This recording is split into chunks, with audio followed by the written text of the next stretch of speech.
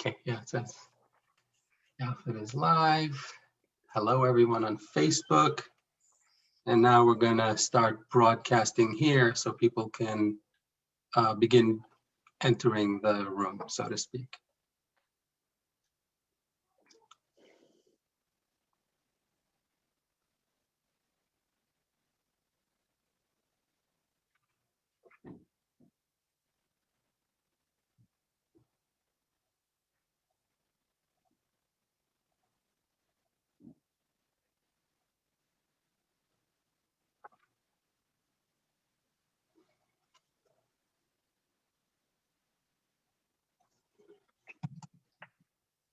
Would not be preferable to have some small talk rather than dead air? Well, my biggest fear is that my connection is going to get messed up in the middle. Murphy seems to be dominating every time I'm on Zoom. You know, all of us and the public has kind of learned to deal with it, and there's a certain level of discretion, I guess, that we give each other nowadays.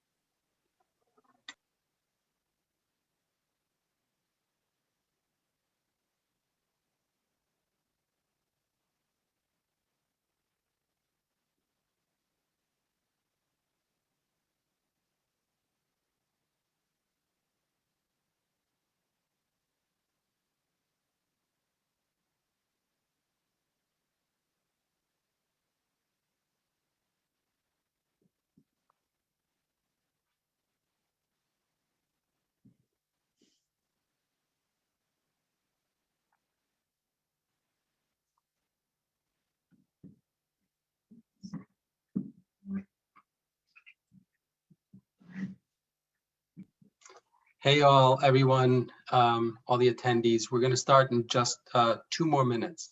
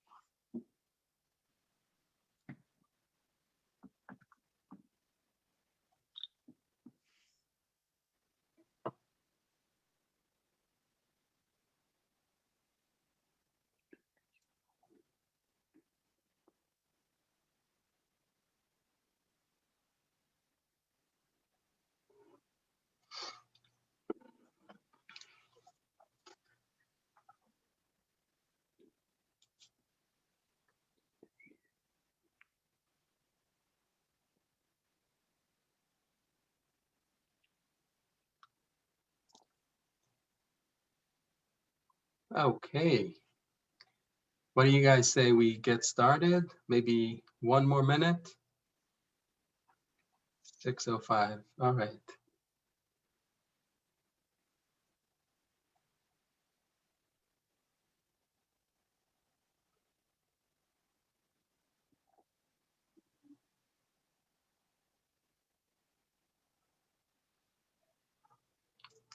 Did we just lose one? I think we lost Libby.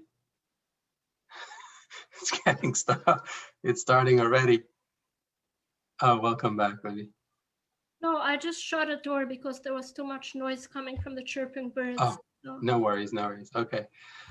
Perfect. All right. So good evening, and thank you all for being here. My name is Naftali Moster, and I am the founder and executive director of YAFFED. As you've probably seen or heard, we are at the center of a major discussion around the need to improve secular education in Hasidic and ultra-Orthodox yeshivas in New York. And we are the only organization that's actually working on this issue. Please get involved in any way you can, whether it is through contributing to the organization, writing op-eds, sharing your story publicly, urging your rabbi to get on our rabbinical council, and so forth. In fact, right now, we are seeking nominations for our very first annual Haredi Changemaker Award. So please see the link in the chat and nominate yourself or others who are trying to make a difference in the Haredi world. So without further ado, please enjoy the panel and have a good night. Okay, Shalom Aleichem. Welcome to the fundraiser for the Satmar Yeshiva of Monsey. Oh, hang on. No, that's tomorrow night, isn't it? Sorry, I'm doing YAFFED tonight. Oh, God, completely buggered this up already. Right, let me undo the shirt. Hello, Ashley Blaker here, hosting the YAFFED event. And welcome to everyone who's watching this on Facebook or Zoom or what have you. And let me just clarify, by the way, right at the start, I just want to disclaim that I know we're going to hear some, I hope that hat wasn't triggering for you, Pesach, by the way. We're going to hear some stories that are a little bit traumatic possibly tonight. I don't know, I'm suspecting. But someone thought it was a good idea to have a comedian here taking the piss and laughing along with it. Because you know what, it is probably better to laugh than cry, if you've got a choice of the two. I'm sure you'd agree, Ellie. So anyway, let's get on with meeting the panelists we have with us tonight. We can see them on screen. First of all, Ellie Rosen. Hello, Ellie. Unmute yourself, sir. How are you, Ellie? Hello, Ashley. I'm wonderful. Thank you. Thanks for asking. And where in the world are you, by the way? I'm in the Bronx. You're in the Bronx. Okay. The old Yeshiva. In the old, right. Okay. It's a very good. You're in which part of the Bronx? I know the Bronx a little bit. North. Okay. All right. Northernmost tip. That's pretty much as far as you can go from Borough Park. Right. And still be in New York City. Right. Exactly. Okay. And what is your background? Is that where you grew up, in Borough Park? Yes, I grew up in Borough Park in a kind of typical warm, loving Hungarian Hasidic family. And I attended the August Spinky Yeshiva. Wow. And so we're gonna find out and hear more about that. But okay, to me, you got to understand, I'm currently in London, a bit late at night here. It's coming up to 11 p.m. And but I do spend a lot of time in New York. But I when I'm in New York, my apartment's in the city on the Upper East Side. Borough Park is just the place that I go to go and buy candy in on 13th Avenue. You know, you've lived it properly. I was going to say living the dream, but I suspect it wasn't living the dream. So we'll come on to that. I should clarify as well, you're not in lockdown at the moment, are you? Quite like we are here. Our children are still off school. Effectively, every child in the country, in the UK at the moment, is being homeschooled. So basically, the entire country has basically become Haredi because no one is getting a proper secular education at the moment. It's just their parents saying, just watch TV, I've got to do some work. Okay, so next we've got Libby Pollack. Hello, Libby, unmute yourself. Hello. Hi, Libby. Where are you at the moment? So at the moment, I'm in the South. I decided to take a break from the cold New York winter, although it followed me in Texas. We had a storm and a power outage for almost a week. But yeah, I heard about this. Yeah. Okay, yeah, but we're raised in Brooklyn, Williamsburg to be exact. Yeah, because I was going to say that I wouldn't have guessed from that accent that was a Williamsburg accent. But I know that only from the hospitality part. Yeah, the accent is definitely Hasidic, Yiddish, Hungarian mixed, all of that. it is, because that is the thing, because that someone like me coming from London, you go to Williamsburg and imagine everyone's going to speak with a Brooklyn accent and be like, "Hey, how you doing?" But they don't. They go, "Hello, how are you?"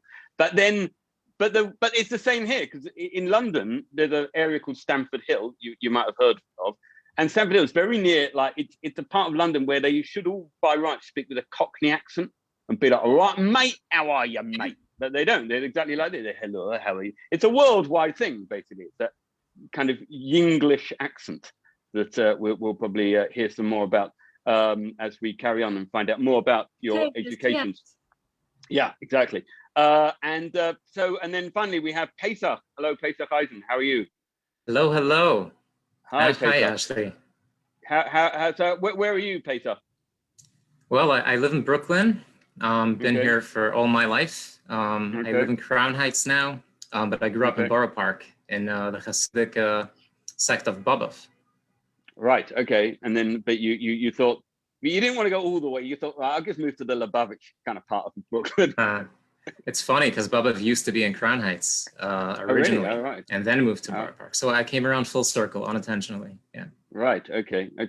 All right. So we're going to find out more then about everyone's background. I also just clarify, those who don't know anything about me, I'm a Baal Teshuvah, so I kind of envy you guys, because I mean, I'm blowing my own trumpet, but I was quite well educated. I went to a very good high school called Haberdasher's School in London. And then I was an undergraduate at Oxford and a graduate at Cambridge. And then I became very orthodox later in life. And I kind of envied, I basically felt like I was too educated. I kind of wanted to lie and tell people that I was a lot less educated than I am. It's a weird thing with the Orthodox world. Everything's upside down. You kind of, only in this world would you kind of be embarrassed to be too educated. So Ellie, tell us, Ellie, first of all, then tell me about your obviously you said you Spinker, was it? You said the Spinker Yeshiva in Borough Park. What was that like? Tell me a bit about it. Ooh, well, so we had, just to give you kind of a rough snapshot, we had about officially 2 hours a day, unofficially, I would say about an hour of English, and that was all inclusive. So that included actual English writing, I guess, and math and science, to the extent there was any science. I think we had an Earth Studies textbook at one point that was more redacted than Donald Trump's tax returns. But and then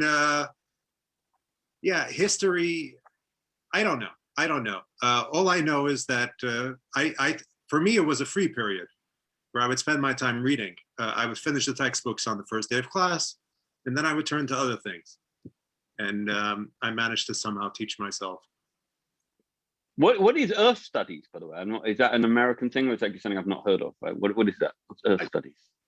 I don't know if they still use that term. I think it's like, I don't know, Earth sciences rather, like geology and right, things like that. But obviously, it was all heresy. Yeah, I was going to say that's kind of weird. Like that's the last thing you'd expect to, if you're going to teach something secular in that 1 hour, don't choose some. That seems a bit strange. They chose something. They're going to go, this rock is millions of years old. That can't be right. You're causing problems for yourself already. Yeah, so it was always, why not do math? Millions was just crossed out and thousands was written in. So right, exactly. That's so what? So hang on, was it in what language was the rest of the day? In the Yiddish, I assume. Yiddish, absolutely. And as a matter of fact, I had a first grade teacher, first grade Rebbe, who is somewhat well known as an educator. He was well known as an educator. He had story tapes that everybody used. Everybody looked up to this man, and he had a system where if you used any English word in class, you would get an X. There were lots of reasons to get an X, but that was one of them. And if you had 3 X's, you got beaten with the stick. He had like a wooden plank that was wrapped in duct tape. And he would have you lean over the trash can. It was like a full-size trash can. He would have you lean over the trash can and spank your bottom with the stick for speaking an English word. Poor kid. I remember there was one poor kid who didn't speak Yiddish at home. He spoke English at home.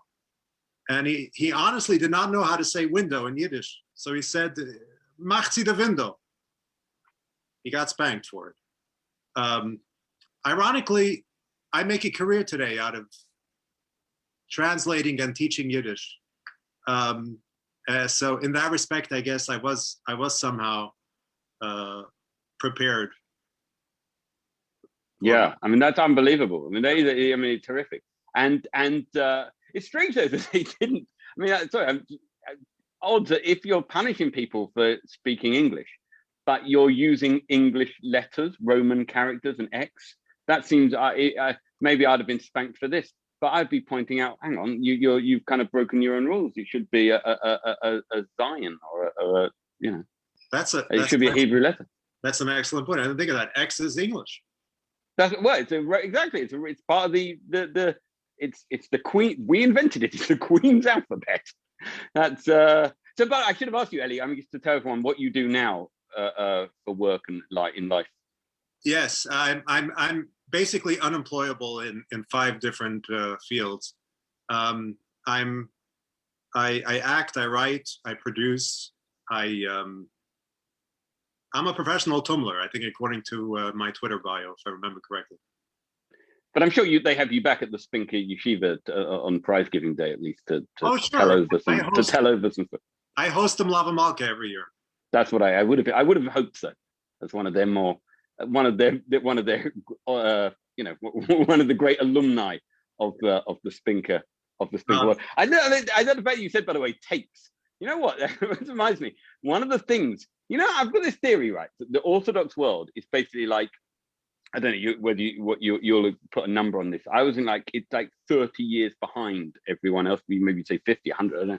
But like, you still get people saying things like, "Oh, have you heard the new Shweki tape?" And my children went to, and I'll tell you a bit about this later. But my children went to a very Orthodox, not quite as like this. I mean, they did actually get a decent secular education, but a very Orthodox Haredi, what do you call them? Like a junior high, not even junior, like before the one before junior high and grade school. And I remember doing like carpool, and this very Orthodox kid came in and said, "Oh, do you have the new Shweki tape?" And I thought, you're like 7 years old. Tapes haven't existed in your lifetime. But this is the language that people use. I should have said, look, you've fallen at the first hurdle because you've used English. Get out my car. You're walking home. I mean, I'm not accepting that. I'm more lenient than your teacher. They honestly wouldn't know that it was English. Actually, one of my Purim stories is that I had a classmate who was my best friend. He was from Williamsburg, so his English was much worse than mine.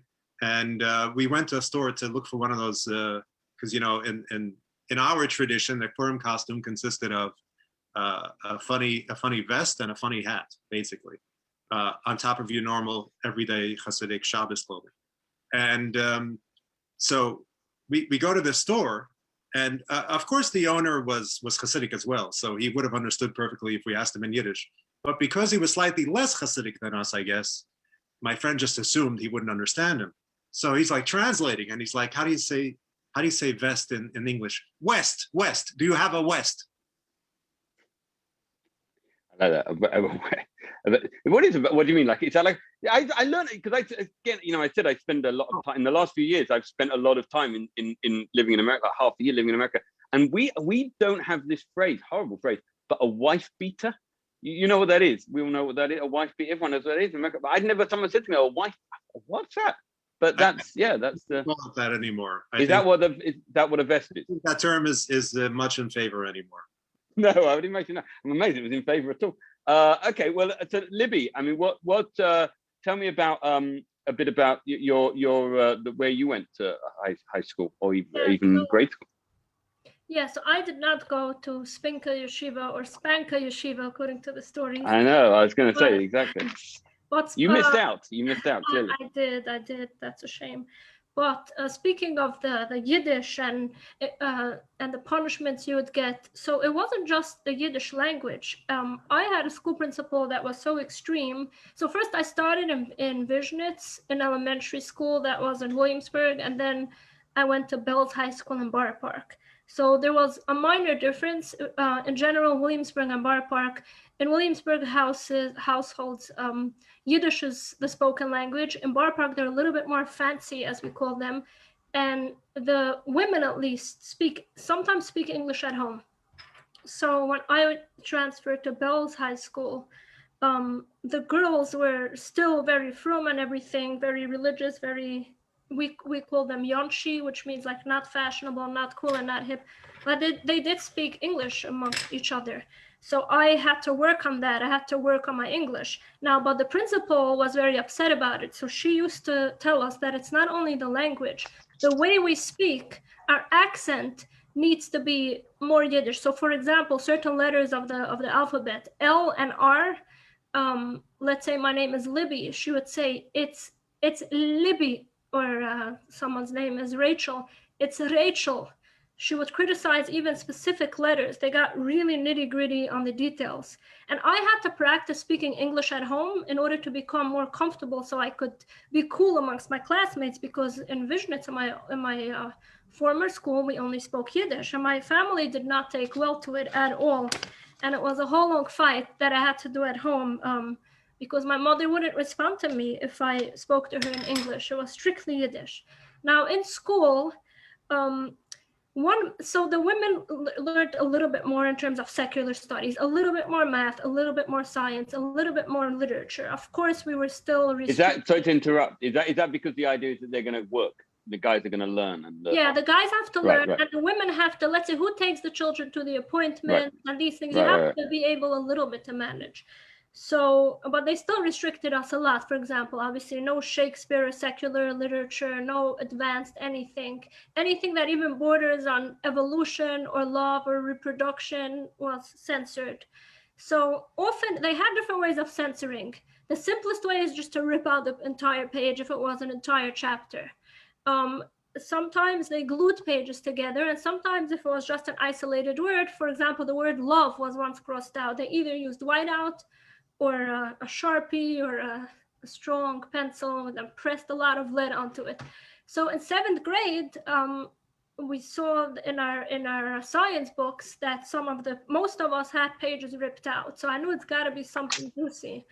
And then we discovered that some of the girls had glued pages together instead of ripped out. So we had this whole operation, how we had to very carefully unglue it to make sure that we could still read it. And a few yentas in the class, there were always the yentas in the class that knew that something is up, and we were curious.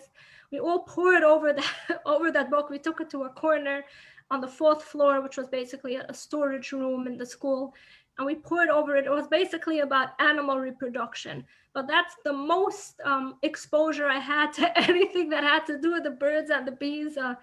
I mean, that's until I graduated. It sounds like it literally was the birds and the bees in this case. It was, but it was, yeah, exactly. So it wasn't until they took it very literally, basically. Yeah. So until I didn't graduate from high school, I worked in an office. And by the way, I wanted to work in an office because I wanted to have access to the internet. That was the reason. I wouldn't have had any other way. If you're a school teacher, you don't have your own hidden device, there's nothing you can do. So I wasn't even interested in office work. I was offered teacher jobs, but I wanted access to the internet. So until then, when I started Googling, like, what is sex, that was all the official information I had. Yeah, not a good idea to Google those things on the internet. You'll be there all day. I mean, trust me. Wow. I mean, it's something else. Yeah. I mean, I'm fascinated though by the redacting, because the thing is, I mean, Ellie spoke about redacting. The worst thing is, there's no better way to get children interested in something by, I couldn't get my children interested in Gemara. What I should have done is just taken Maseches Brachos off the shelf, just redacted the whole of Daf Base Amud Aleph, and they go, wow, what's under this? it must be. I've got to learn it. I've got to find out. It's the way to get the kids interested. Clever. Should have thought of that. Too late now. Pesach, we haven't heard from you yet. Then about. By the way, before I forget, I just want to consider probably a reminder. I can't read on my phone, but they're probably telling me this, that we wanted anyone who's watching who's got a funny tale from Yeshiva, please submit it in the chat, because my good friend Leia Foster, the brilliant comedian Leia Foster, is going to be joining us in about half an hour, 25 minutes, and he's going to read some of them out. So if you want to share a funny tale from the Yeshiva, please do submit it in the chat if you haven't already. Pesach, sorry, so you've moved, obviously, the transfer across Brooklyn to Crown Heights from Borough Park. And where in Borough Park, so I can really try and, I know Borough Park, how close were you to 13th Avenue, which is where I know? Pretty close. Okay, I grew up on 43rd Street, between 14 and 15. Okay, so I know exactly where that is. Okay, so and your yeshiva. Now they sent me some notes from a chat, in that way they do with chat shows. If you don't know, like, Jimmy Kimmel, they'll have a whole team. I just have one person doing this for me. But how it said there was a question about how you, in your Bobov Yeshiva, in your English class, about a way you could try and get thrown out of the class that particularly tickled me. So growing up, like all the other boys in my sect, I attended Bobov Yeshiva from about 2.5 till the age of 18, but a few years in Israel as a teenager. So before the age of 13, which is pre-bar mitzvah, we were in yeshiva from about 9 in the morning to 6 in the evening, long day for children. Wow. From about 9 till 4:30, the subjects we were taught and learned were exclusively Judaic, like the Torah, the Talmud, Judaic law, and all in Yiddish and in Lushna Kodesh, as they call it. 4 days a week, Monday through Thursday. At the end of the day, for about 60 to 90 minutes, they would teach us, like Ellie referred to it, they just called it all English. It included some English, some reading and writing, some arithmetic, sprinkled in some history and some other subjects, often taught by non-certified teachers sometimes. It wasn't enough time to cover anything, substantial. And additionally, the attitude surrounding secular education was very poor. Nobody took it seriously. I remember, I don't remember which grade it was in, but we just treated it like it's playtime. And one of the tricks we came up with at the beginning of the year, this new teacher, one kid just accidentally burped. He bought a soda in the vending machine and he ripped one in the middle of class and he got kicked out. And we deduced that, hey, this is a good way to get kicked out so you can play in the hallway. So we started just buying sodas in the vending machine and just ripping burps. And then we just really got to play outside of the class and getting kicked out on purpose. We got very creative with ways to maximize playtime during that period. That is brilliant. That is great. And that was only. Although I'm so disappointed. No, I was just going to say, I think it's so disappointing that you needed the soda. Do you not learn just how to I won't do it now, it's a bit horrible. But you just go, you gulp in a bit of air, no? Is that not? You didn't know how to do that. You had to spend money on the soda. Yeah. It's another bracha. You could say share a coal, have the soda, and then you have your birth. So at least you do a mitzvah, at least part of it, I suppose. Yeah. It's so wild, the things that I remember, the burps. And this was all before bar mitzvah. After bar mitzvah, this was over. It's why? I don't understand why. Oh, the secular education, not the burps. The burps continue in private. I see. The secular, right. Yeah, from around the age of 13, the little secular education that we received beforehand was not completely eliminated and gone. Just Yiddish and Lushna Kodesh. From about the age of 13, I received no secular education whatsoever. No English, no math, no science, no social studies, no history, no phys ed, nothing, zilch, nada, gut nicht. Yeah, I know. I mean, I will say I didn't go to a this kind of school, so I can only go on what you guys are telling me.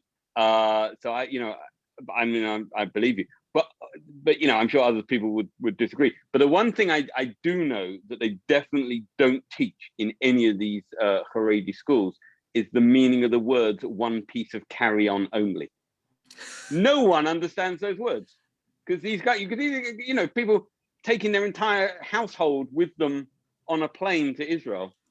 No one understands those words. Also, the other thing is, if you're not going to teach, so I don't, maybe, just playing devil's advocate, maybe you don't need as much secular education as other, but if you at least teach some practical things, how to park a car, how not to just stop in the middle of 13th Avenue treble park with your hazard lights on.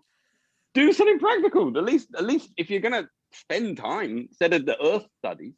But, there you go. That's just me. Were your books redacted as well, Pesach? Yeah. This was common practice in most yeshivas and schools, where it looked like a CIA document. And like you said earlier, the best way to get children curious is to block information. We would take those pages that were with permanent marker, and we would take it toward the light. I'm like, what's over there? That strip club in Manhattan, nobody should go there, so, but they just taught us where not to look and where not to go. No, we briefly, in a moment of madness, my wife and I we were tempted to send one of our second son to a very, very, from school, high school, where they did very little, not like nothing, but not that much secular education. But I remember we went for a tour of it, and they had a poster. They had a poster of, or not a poster. They had like a photocopy of a newspaper article about a yeshiva that had done something good or whatever. It was in the news, right?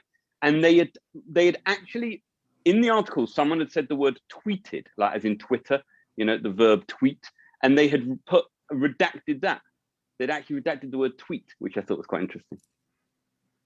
My only other experience with this was that I did a show a few years ago, and the poster said something like "as seen on TV and heard on radio," and they wouldn't put in the word TV. They crossed out the word TV, which I do think is strange because, firstly, I'd imagine surely people have heard of TV, and even if you hadn't, it's not like you'd go, right, I've not heard of TV. I'm going to go down to the library now, look up what it is. Go, wow, that sounds amazing. I'm buying one. 2 days later, all the Gemaras have gone. There's a 42-inch screen up on the wall, and you've gone off the derech. Maybe that's how it happens. I don't know. Yeah, I mean, the next thing you know, there's mixed dancing and everything. Yeah. Yeah, exactly. Who knows?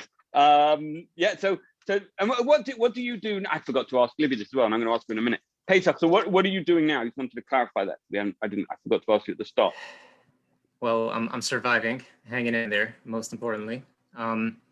I work as a therapist, and I do research, and once in a while act, but mostly academic and a therapist. Right. Exciting stuff. Yeah. Well, it's an amazing achievement. I mean, obviously, based on that, that 1 hour was obviously, you learned a lot in that hour, clearly, to become a therapist. Yeah. I just went straight from yeshiva, and I just sat in the chair, and I was good to go. Exactly. I mean, it was only an hour, but what an hour. Libby, so what are you? I mean, obviously, you're in the. When you said the South, where is that? In Texas. I'm in Texas. I'm in Austin at the moment. I'm in Austin. Okay, lovely. I've not been to Austin. The nearest I've been is Dallas. I'd love to go to Austin for their film festival. But in Dallas as well. It's worth a visit. They're both worth a visit. So what I currently do, I'm a translator as well, and I also do transcription and voiceovers related to translation, Yiddish to English, English to Yiddish. I'm actually helping Duolingo now with a Yiddish program that they're launching. I'm one of the voices. And then in my spare time, I also have a YouTube channel where I actually talk about leaving the community. I provide practical tips for people to navigate the world. I discuss certain issues as well related to what we've all been through. Okay, what's the name of the channel so people can find it? Oh, a Fundi to Fry. Maybe I'll type it into the. Okay. Fundi as fundamentalist to Fry, which means free. Yeah, I just put it into the chat box. Okay, Fundi to Fry. Okay, so I've got that. Okay, great. So just remember, another reminder, if you have your own stories, that Leia Foster in about 15, 20 minutes is going to be with us and is going to read some of those out. Ellie, so Ellie, I also saw a note that was going to say my research team, but they're not. They're the people from YAFFED. I'm not Jimmy Kimmel yet. But they said something about you. You had law. You wanted to go to law school, or you went to law school? Yes. I am a licensed attorney, or rather, Right. Okay, wow. my license lapsed. And the interesting thing is they tell you growing up, like, and this is one of the reasons why I went to law school, is they tell you that that's the one thing that yeshiva prepares you for. The best lawyers come out of yeshivas. So not having too many. Is that true? Is that true though? Ask a hand kippah guy. I know. I was going to say I don't know. What is his name? The guy who hands the. Sharon, what was that about? Yeah, David, what was that about? Because he wasn't saying a bracha every time, surely. So, and also he was doing it while he was drinking. You can't say a bracha while drinking, so I didn't understand what that was about. I was doing that the other day. I have this water bottle. I have to tilt my head back when I drink, and I found myself doing this, and now I can't stop. It's crazy. But yes, I'm going to do it now myself. It's catchy. Oh, it feels good. Yeah. Anyway, so go on, Ellie. Yes. So tell me, So I go to law school and I write my first legal memo, and I'm like, this is just, Talmudic brilliance. I mean, I was born for this, and I'm just going to knock them away with my ironclad pilpul in this legal memo. And I got a D- or something. And I go to the professor, like, what happened? What's going on? Why did I get such a bad grade? He said, this is terrible. You start out with this crazy argument, with this ridiculous argument. I stopped reading after that. I mean, this is the worst thing I've ever seen.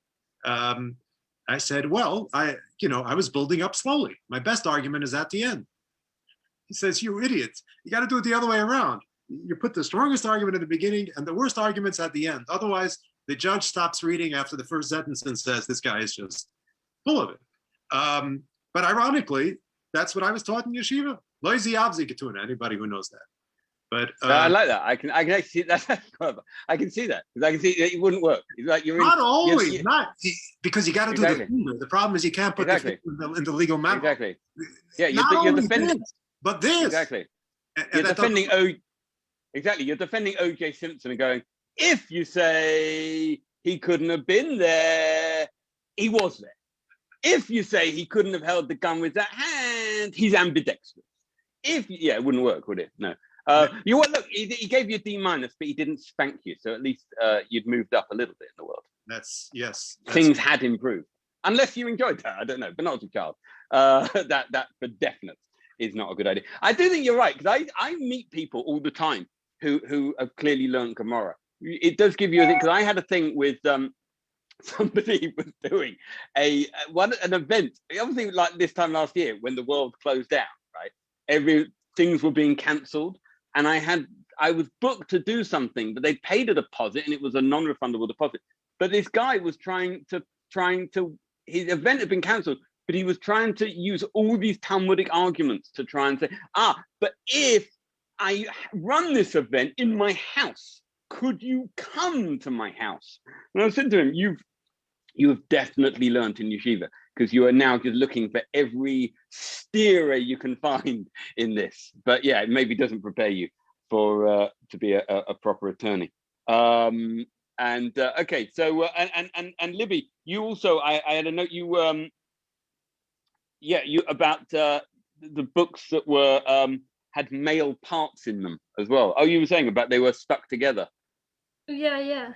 These were these were male parts. These were actual. No, these weren't male animals. parts of animals, not humans. Oh, of animals. No, those books wouldn't even be purchased. Exactly. By the way, I want to add, you said that they didn't teach us practical things. That's not true. They taught us how to be a good wife. How is that not practical? And how do? Yeah, I mean, exactly. What was involved in that? What did they? I mean, what was how do you be? What were you taught? No, of course, to always. Bekitzer, yeah, to always, of course, be subservient to our husbands. Always say yes, never say no, but not to be too attractive either, because if you look too good, you should look good for your husband. But if you look too good for other men, then of course, if they sin, it's yours. Even if our principal told us, even if you go to a wedding and you look really good and this man looks at you and then he forgets about you, but 20 years later, that image comes up in his mind, you're going to pay for this. So, hang on, what kind of goyish wedding is this? The man has seen you. What kind of wedding are you going to? This is terrible. Walking on the street, you see, we're not as extreme as New Square, where the women are still on the same side as the men. I think they tried to enforce it for the Yom Tovim, but it didn't work. Right. Okay. So this was through not peering through the mechitza. He saw you. Yeah, I love those weddings because when I don't go to many, and obviously not in recent times. They still go on, obviously. They just don't invite me. But I like those weddings where I find is when I've been to those weddings, I'm sure you've been to them, I just spend the entire night texting my wife. That's all that happens. She's on the other side. And we do is I'm basically having a dinner with my wife, but where we text each other on either sides of a mechitza going, have you got the same food who you sat with? And that's it. What time can we leave? So you do the mixed dancing over text? Exactly. Basically, that's all that's happening. Yeah, I mean, it is so that's basically what you were taught, and that the idea was that the men would learn and. Yeah, and laws also pertaining to yichud, not being alone with a man in the house, and how dangerous it is, even just to talk to a man, even just to say hello, because hello leads to much more. And she was also telling us that same principle. Oh, by the way, this is important to mention. She said we're not allowed to wear necklaces that are shaped like a heart, because it's the same, just like a cross represents Avodah Zuda, wearing a heart necklace represents Gili Aroyis, which means like the ultimate provocativeness. So anyway, and she told us that she had this whole story where her male coworker, which by the way, this is also odd, that some of these girls' schools have male principals. I don't know how they justify that, but that he was sick for a week. He was almost dead, and then when he returned, she asked him, "Oh, how are you feeling?" And just to be a mensch, but afterwards she was plagued with guilt for asking him how he was feeling, because she spoke to a man and she got personal. So a lot of that, a lot of that stuff. No, you're right. I mean, look, don't say hello. I mean, look at Lionel Richie. Next minute he's touching your face, and you don't know where it's going to lead. So I think it's a very good point. Ellie, I'm curious. I mean, how at what point, Ellie, did you? And I'm going to ask this to all of you.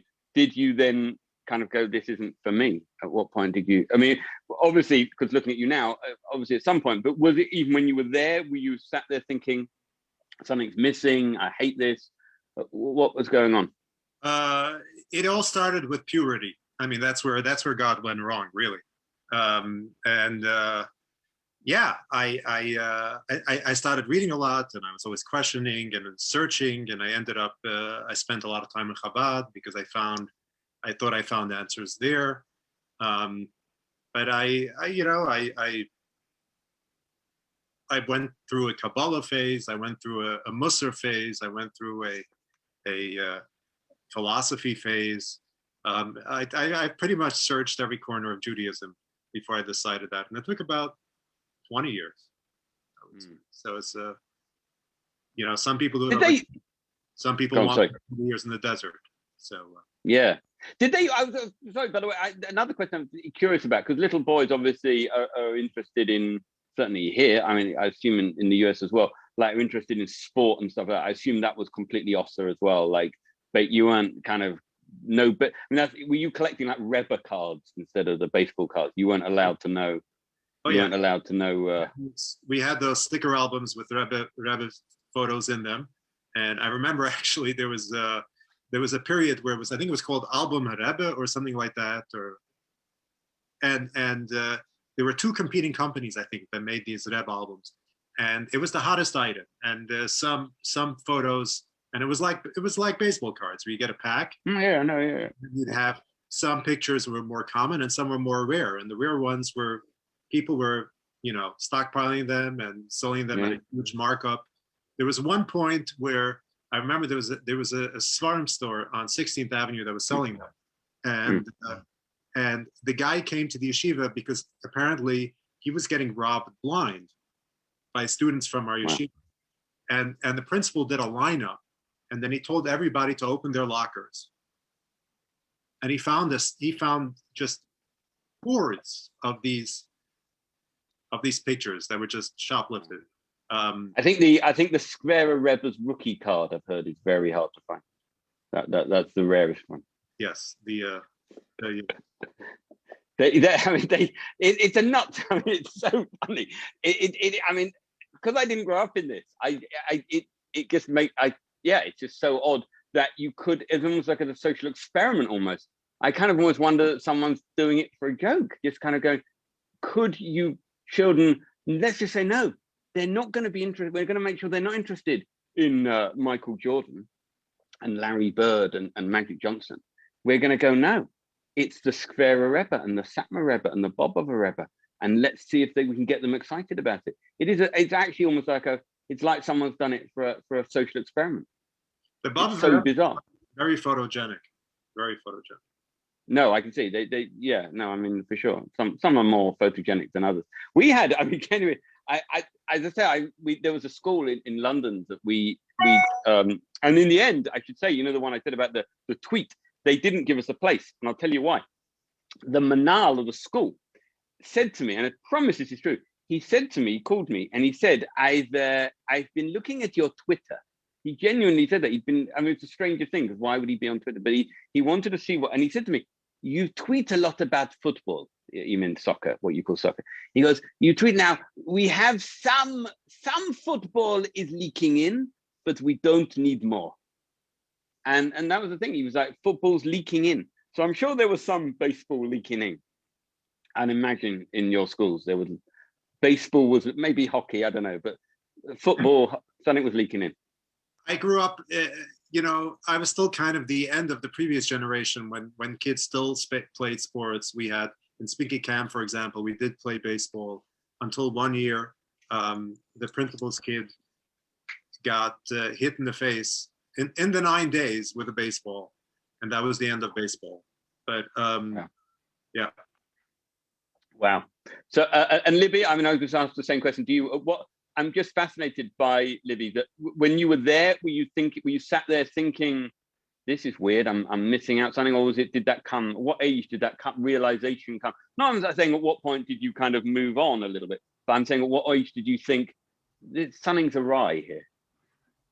So yeah, it wasn't an overnight process where I packed my bags and flew out through the chimney. It was also bits and pieces over the years. Things didn't really add up. It started with noticing that every Hasidic sect, they believe that their rabbi is the holiest God there ever was, and including my grandparents, because I come from a rabbinic background. So my family believed that my great-grandfather, the Kasharov, that he had holy powers and he's going to live until Mashiach comes. And so that my father was actually a little bit of a rebel already, in that sense that he always made fun of the rabbis. And I guess he put the idea into our head that it's all, well, he still believed in God, but he said, the rabbis are just humans, they don't have power. And then I started thinking, okay, so when I go to Vishnitz school, the girls there believe that Vishnitz rabbi is the best. And then when I go to Bell school, they're always recounting stories of miracles, literal miracles that the rabbi performs. So I knew that, okay, there's people are brainwashed according to how they're raised. And then I went on a birthright trip, and then I was exposed to other types of Jews. Some were even not halachically Jewish. So that's when it started hitting me. Maybe I've just been living by default, that it's not only Hasidus who says Orthodoxy is the answer, who says Judaism is even the answer, and who says religion is the answer. On top of that, I had also been through an arranged marriage and a traumatic divorce. I had to wait for a very long time until I got my divorce, and they wanted money, whatever, not to go into it now, but it was actually a crucial part of the realization that why do I even want to be a part of a religion that doesn't give women any rights, that a woman could stay chained, and agina is the term, could stay chained forever if her husband doesn't want to give her the get, because the power is only in his hands. So the combination of all of this basically led to it, and then Okay. yeah. It's unbelievable. Yeah, I mean, it's that you've been through a lot. That's for sure. Yeah, But no, I was just curious. Dark, but it's part of the story. So I know. I was curious. So when it's interesting, you say about those the kind of the stories of the Rebbes, because I met someone about a year ago. I met someone who told me that they wrote. So those like Art Scroll and Feldheim make those like biographies of Rebbes and stuff that they produce, but they're not like of like Gedolim and stuff. But they're not like like a proper biography you buy in Barnes and Noble. They're like kind of hagiography. But this person writes them, and they said to me, "Look, don't tell anyone." But they basically told us that you're allowed to make up any story you like, as long as it kind of kind of makes the Rebbe seem or the Rov seem greater. Oh, so yeah, what they told us was this is how they explained it. They said that you have to believe not that it happened specifically, but that it could have happened. Yeah. Wow. Yeah. So we're going to go very shortly to Leia Foster. Leia's I can see is in the room. But Pesach, let me just quickly ask you the same thing. Not as I say with the story of necessarily when you moved away from this world, but at what point, I'm curious, were you sat in the lessons ever thinking something's wrong, I'm missing something? Yeah, I mean, looking back, there were signs all along that repeatedly kept on being, you got to squash it down, squash it down, squash it down. But it's always been there. I think most children are naturally curious, and we just get really good at sort of closing the vault, close the vault, close the vault. But if you leave them to their own devices, you figure it out pretty quickly. So it just continued happening until it accumulated. We just sat there in the English classes, and we just knew that whatever they're teaching us, this prepares us for the world. And I think about a culture where everybody's trained to become a firefighter, right? That's the education they get, but 99% of them don't become firefighters, but they can't do anything else. So I would think about that.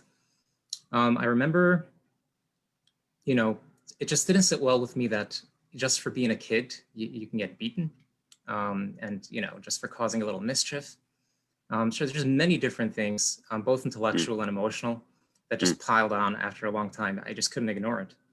There was this one time that one of the ways we figured out how to get out of English class was if you found something like lost and found, the principal gave you permission to walk around from class to class. Hey, did anybody lose a set of keys? Did anybody lose this and that? So we started just like losing stuff or finding stuff purposefully so we can get out of class. This one kid. Is that like because you're on a mitzvah? Because you're on a mitzvah, like you're doing the mitzvah of Yeshiva Zaveda. Right, go on. Sorry. Oh yeah, that supersedes. That's the idea. Class. Yeah. So this one time, the English teacher finally managed to calm us down and teach us something, and this kid comes in, the good old-fashioned Yeshiva Zaveda thing, and he's like, "Did anybody lose something?" But he didn't have anything. He picks up his shoe on his foot, and he just walked around from class to class. Did anybody lose a shoe? It was just Purim, those 90 minutes of the day. And that's just a small example of how it felt. That is utterly bizarre story. Someone lose this shoe. You went to school with some comedians, at least. That's quite funny.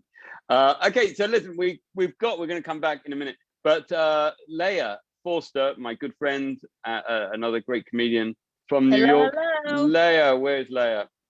Hello. Can I see Leia? I can hear Leia, but I can't see. Hello, Leia. Hi. Am I the one who has to move you over? Ah, there you are. Leia. Hello, Leia.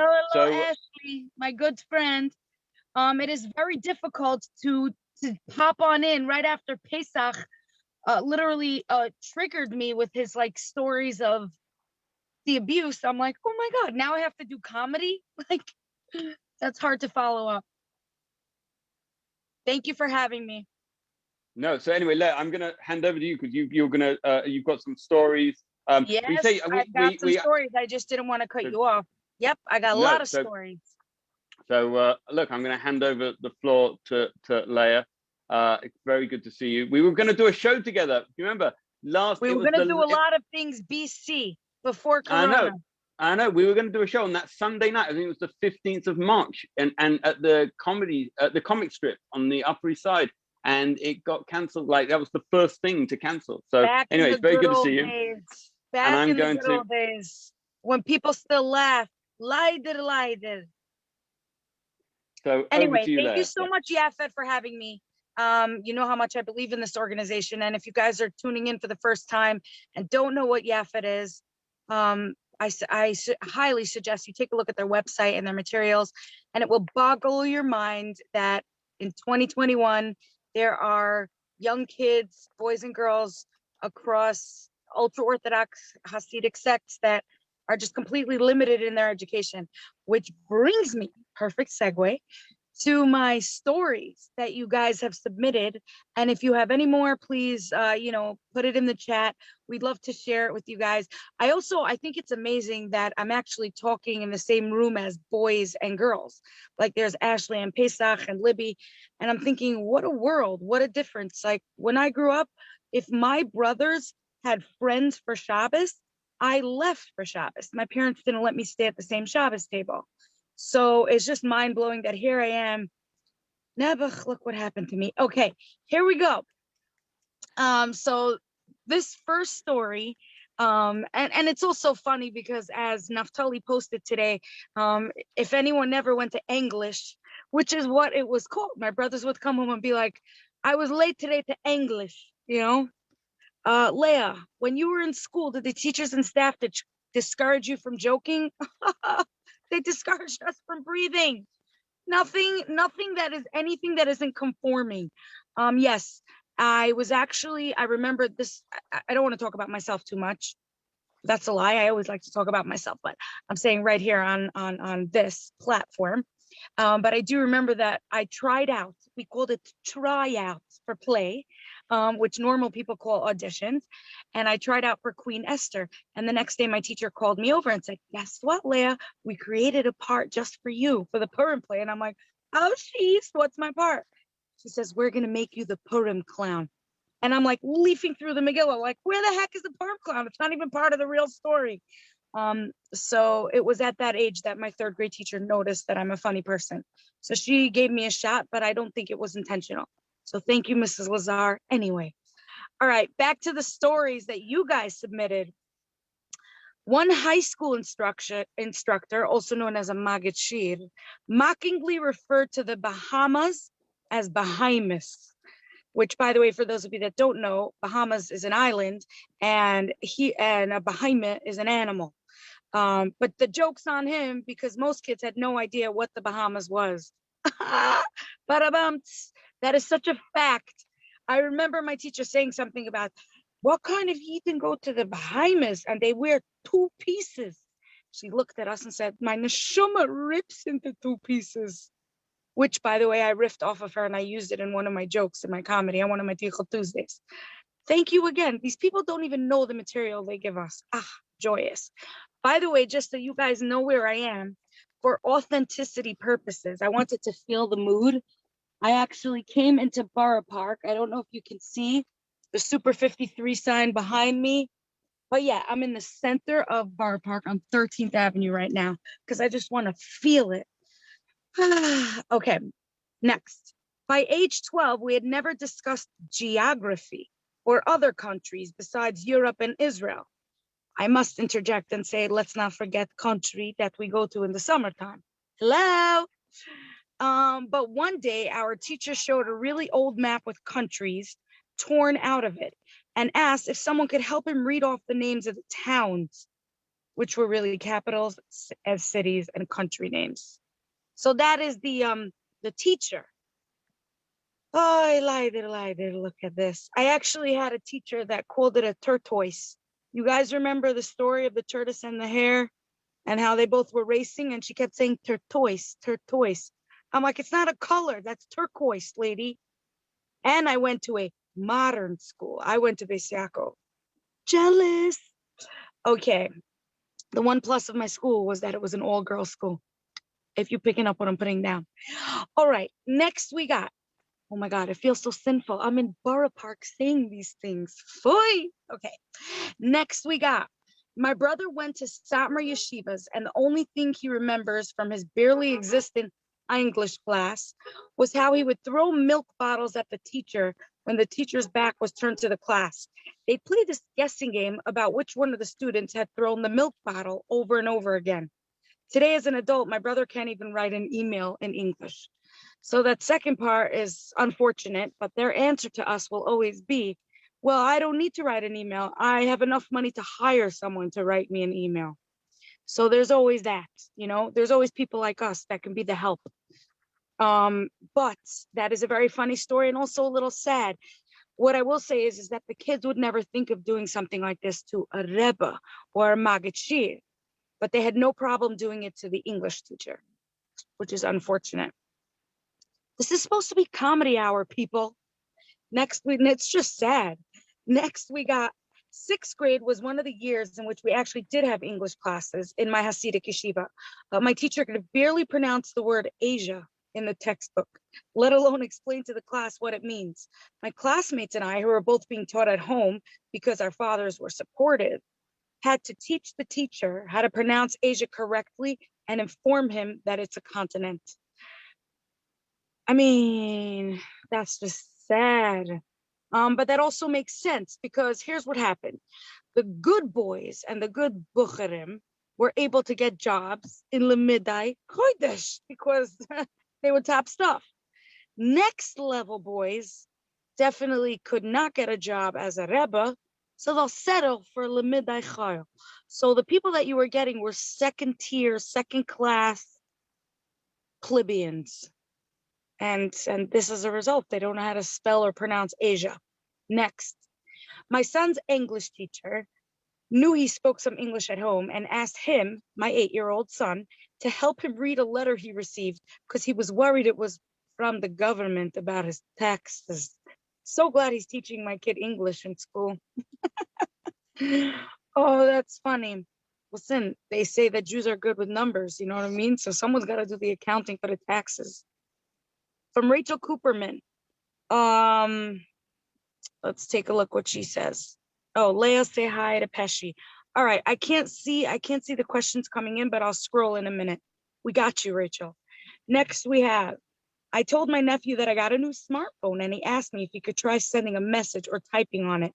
I gave him my phone and he stood there with it and asked me in Yiddish how to spell feeling in Yiddish. In English as well. He attended Hasidic yeshivas his whole life, and he's almost 17 years old. Yeah, that's pretty unfortunate. I mean, I get calls all the time, like this was back, when I was a kid in the house. People would call and say, your father's at home? I said, and my mother would yell, just say no thanks, we're not interesting. So it was that kind of stuff. And I'm sure you know the rest of the husband, as we like to call them, which is a combination of my husband, because as Libby said, our job in life is to be subservient to our men.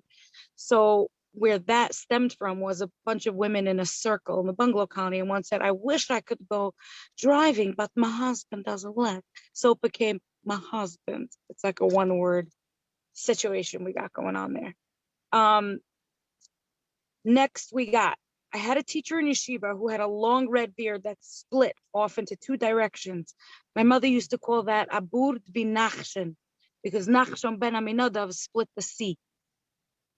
We used to entertain ourselves by pulling on it and calling him carrot in Yiddish, because the 2 parts of the red beard just looked like carrots, Mayerin, to us. Oh boy. You know what's funny? I don't know if any of you can relate to this, but my brothers would come home and my father would say, "No, how was your day?" And my brother would say, "The Rebbe hit me today."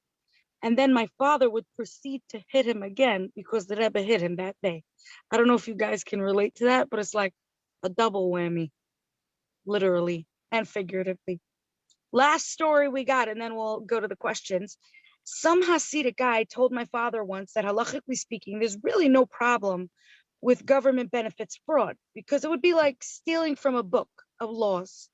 My father brilliantly added and said, it might be a book that you're stealing from, but this book can also put you in prison for many years, so you may want to reconsider. I thought about this with regards to yeshiva issues as well. Ooh, exactly. Very well said, except we called prison tvisa. I don't know if you people remember that. Chaim Goldberg. When I was in first grade in yeshiva school, my English teacher told us that deers grow antelopes on their head. When I tried to correct her, another kid said they don't grow antelopes, they grow cantaloupes. The teacher was very confused. See, I wouldn't even say antelopes. Growing up where we came from, it would be like antelopes. You know what I mean? It's like my brother was once watching a car and he says, he sees a car and he says, oh, look, it's a Hasidic car, it's a Chevrolet instead of a Chevrolet. So I feel you on that. Anybody else? I'm going to check out the chat real quick. All right. It seems like I didn't see any questions coming in, but if you got any, I'd love to hear from you. Can I ask a question, Leia? Leia, Yes. I want to know why your brother, I don't want to say anything horrible about your brothers, but if they knew your father was going to hit them for being hit by the Rebbe, why did they come back and say I was hit? But I'd keep stum about that. Wow, I have to say you have a very OTD mentality. I don't like it. I know, clearly. You're Well, too I'm also woke. wondering. I know. You're too But woke. The answer you know is me, I'm not my from this brothers world. were extremely naive and hopeful, and truly believed every time that there would be a different result. It's us, Nebuch, that we fray, and we're like, listen, it ain't happening. Accept it, move on. Exactly. Isn't that what Av Einstein said? You know, the definition of crazy is doing the same thing again and again, expecting a different result. So that's what your brother's doing. I also feel that your parents, you know, they wouldn't allow you to sit with boys at the table. And I am wondering if, you know, that's you can see what happens. I mean, I'll be honest, it didn't bother me that much. I was going to say girls at the table. They didn't realize what was going on. Yes. That being said, it was just the way that I was raised. We never spoke to a man. I never spoke to a man for any reason, unless it was like a worker or, you know, my uncle or, you know, my grandfather. But I didn't speak to boys. I didn't speak to men. We did not know the opposite gender existed. And I laugh till this day because my mother once told me, look at you. You don't stop pressing. You're never going to get a man. And I'm thinking, I don't want no man. So, yeah. You know, Ashley, I always say that one time my father came into my room, it was Shabbos afternoon. And if any of you can relate to this. So the concept of like relaxing on Shabbos, I love like disconnecting and just like being present. It's a beautiful thing. I don't necessarily love all the restrictions that come along with it. And there's only so many hours in the day, especially when Shabbos ends like super late at night. I mean, how much could you do? Literally. So I found a neighbor up my block, and every Shabbos afternoon we would play a little. My father opened the door and he saw us, and he was literally devastated. It was Tisha B'Av in my house. He was like, and then he looks at me and he says, let me ask you a question. One day you're going to get married to a man. Why is a man better than a woman? Why? And I'm like, he's like, because the Rebbeinu Shalom created man first. And I thought to myself, and I said, yeah, Ta, but don't you first make a rough draft before you make a final draft? Oh. So, you know, I always had gumption way back when. All right. I was going to say, you knew your heck will put that. Oh, finally, so Leia, I mean, I think we're being wound up, Naftali. Firstly, let me say, lovely to see you, Leia. Secondly, you're in Borough Park. Can you get me something from China Glatt? Because it's headed there everything. Right now. Everything's closed here. Here. Plug. Yeah, I'll order. Closed here. If you're doing deliveries, I'll get some chocolate ragalach. Yeah, I'm actually going to a brand new restaurant. Might as well shout them out. It's called Pitala. I'll keep you posted. It's like a Mediterranean. Yeah. Lovely to see you, Leia. Bye, guys. I'll see you in New York Leia. at some point soon. Okay, so let's just go back. Everyone's here. So we're going to wrap up in a minute. But I just wanted to firstly say thank you to everyone who has taken part today. Ellie, any final thoughts, any final words that you would like to share with us? Was that any of that triggering hearing Leia? Yeah, I just thought of a story. Let's have one final story from you, Ellie.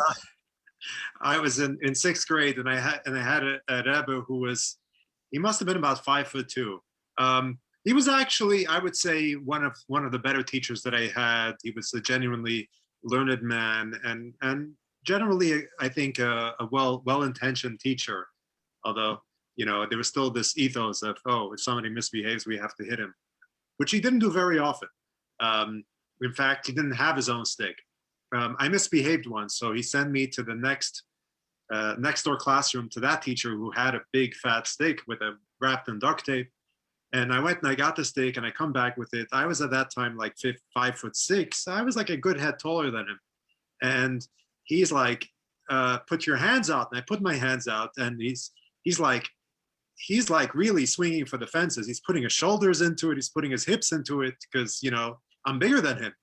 And, my instincts, my reflexes were pretty healthy. So I pull my hand away and he goes full force on his knee with it.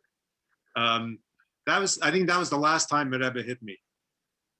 Yeah, that's a time that David didn't beat Goliath by the sounds of it in that case. But that's good. At least he got it instead of you. Thankfully, that's why we had a good outcome. If he's out there, I want to apologize. I didn't mean to do it, but that's very, very kind of you. That's very big of you. I don't think you need to apologize, but fair enough. Livy, any final thoughts before you go? Yeah, I feel like I could add an entire session of I know. mispronounced words alone. And to this day, I probably still do it because I acquired my vocabulary mostly through reading, not through listening to the radio, which was forbidden. But this lady that was bragging to me at some point that she went to a very fancy buffet and she ate a Caesar salad.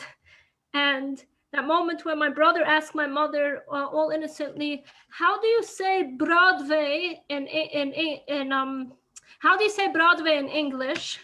And I could go on. There are a lot of these words. Also, I forgot to mention earlier that about women education, I learned to type on a typewriter. I'm not that old, so it wasn't because computers weren't available. It was for frumkeit reasons. We did not take regents because they wanted to discourage people from having an easy time getting into college. There's more, like I said, there's much more to say, but I'll leave it at this for now. We'll have to do a part 2 of this. I do love the fact that, by the way, you said about banning radio. I always because that seems strange to me that that's one thing, banning TV. I always kind of imagine the kind of cooler kids in Borough Park like secretly spend their evenings hiding under the covers, listening to NPR late at night, listening to the Rush Limbaugh show before he died or whatever. Libby Grow. If the tape recorder wasn't glued, because the way it was set up was that you moved it to turn the tape recorder on, and then you're able to move it all the way to radio. So the radio parts, there was always glue gun. So they must have, if anyone wanted to do that, they had to have a special little radio. Wow. It's Pesach. Any final words from you? Any final thoughts? Yeah. I really enjoyed this, Ashley. Thank you for using humor to put some lipstick on the abuse.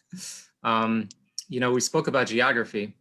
I remember, as kids, we were just competing with each other. How many more countries we visited?